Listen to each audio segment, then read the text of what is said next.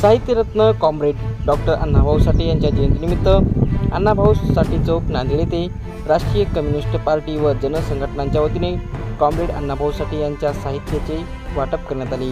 या आयोजित कार्यक्रमाच्या अध्यक्षांनी राष्ट्रीय कम्युनिस्ट पार्टीचे राष्ट्रीय जनरल सेक्रेटरी कॉम्रेड प्राध्यापक सदाशिव भुयानी होते।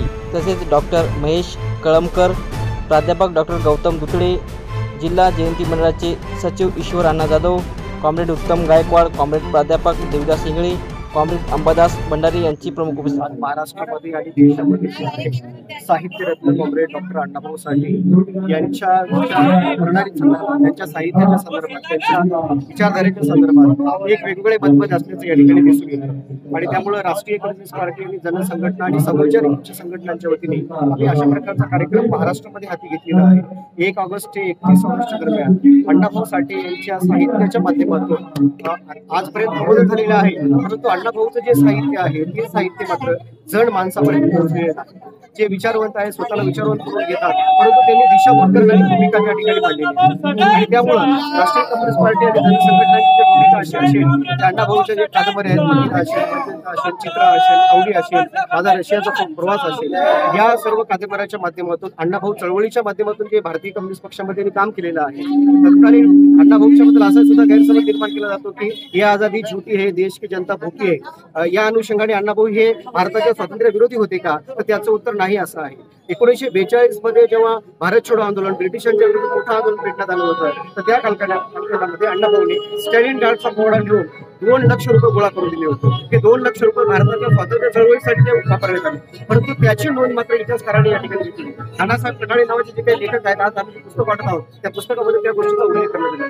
त्यावेळी 1942 मध्ये 2 लाख रुपये म्हणजे हा 2 लाख कोटी रुपये भारताच्या स्वातंत्र्यासाठी अण्णाभाऊ साठे यांनी गोळा केलेले होते। दुसरी गोष्ट 15 ऑगस्ट 1947 रोजी भारताला स्वातंत्र्य मिळालं असं सुद्धा 16 ऑगस्ट 1947 रोजी अण्णाभाऊने प्रचंड मोठा मोर्चा काढला होता।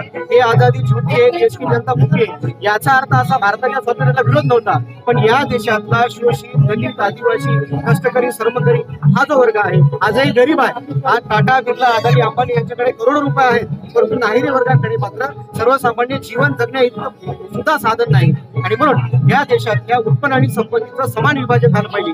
आता नितीन गडकरी सुद्धा मागच्या भाषणामध्ये बोलले की या देशामध्ये उत्पन्न आणि संपत्तीचं विषम वाटप झालेलं आहे, ते समान वाटप होण्यासाठी किमान काही बँकांचं राष्ट्रीयकरणाचा विषय असू द्या, शेतीच्या राष्ट्रीयकरणाचा विषय असू द्या, शिक्षण किती महाग झालेले आहेत, खाली शिक्षण संस्थांमध्ये आपण शिक्षण देऊ शकत नाही, इंग्रजी शाळांमध्ये लाखो रुपयाची फीस या ठिकाणी घेतली जाते आणि म्हणून खऱ्या अर्थाने शिक्षण हे अगदी मोफत मिळालं पाहिजे। इंग्रजी असू किंवा मराठी असू किंवा हिंदी भाषेचा असतो, ही भूमिका सुद्धा आपण या ठिकाणी घेतली पाहिजे आणि म्हणून येत्या कालखंडामध्ये राष्ट्रीय कम्युनिस्ट पार्टी आणि जनसंघटना संपूर्ण महाराष्ट्रामध्ये पहिल्यांदा आम्ही काम करणार आहोत आणि महाराष्ट्र पिंजून काढल्यानंतर संपूर्ण देशभरामध्ये ही राष्ट्रीयकरणाची जी चळवळ आहे ती आम्ही राबवणार आहोत आणि येणाऱ्या कालखंडामध्ये आज जे चाललेले आहे की देशामध्ये समतेला डॉक्टर महामानव प्रज्ञासूत्र डॉक्टर बाबासाहेब आंबेडकरांनी संविधानामध्ये समता हा शब्द आणलेला आहे, पण आपल्या नांदेडमध्ये 2 आणि 3 तारखेला समरसता साहित्य संमेलन घेतलं आहे। राष्ट्रीय स्वयंसेवक संघ या ठिकाणी फुले शाहू आंबेडकर अण्णाभाऊंचे विचार दाबण्याचा प्रयत्न करत आहे, हे आम्ही कदापि सहन करणार नाही। येत्या कालखंडामध्ये मोठ्या प्रमाणामध्ये समतावादी साहित्य संमेलन सुद्धा नांदेडमध्ये होईल,